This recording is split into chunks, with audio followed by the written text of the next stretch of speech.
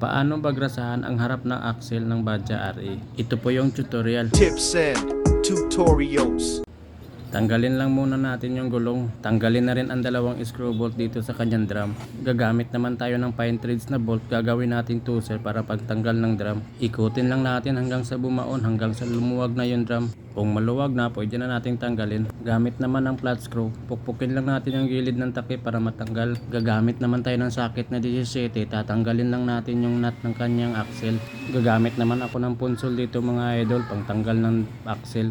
Iwan ko anong tawag sa inyo nito, basta bolt to ito na malaki na medyo matulis yung dulo. Pukpukin lang natin yung axle hanggang sa lumabas at lagyan na natin ng grasa yung loob ng trailing arm. Dalawang sasi lang mga idol, kasya na yan. Pag nasobrahan naman ng grasa yan mga idol, magbabacuum na yung axle at pwede na nating ibalik yung kanya axle. Pupukpukin naman natin ito hanggang sa makapasok siya na maayos at pwede na nating ibalik yung kanyang washer na parang spacer. Ikabit na rin natin yung kanyang nut na 17 at manumanuhin lang muna natin to sa pag-iikot bago natin higpitan ng power tools. At pwede na natin ikabit yung kanyang takip at pinupukpok na rin yung takip para makapasok na maayos. Ganyan lang kadali magrasa sa harap ng Badja RE mga idol. Kung nagustuhan mo yung tutorial mga idol, pakipollow na rin ako mga idol. Maraming salamat mga idol.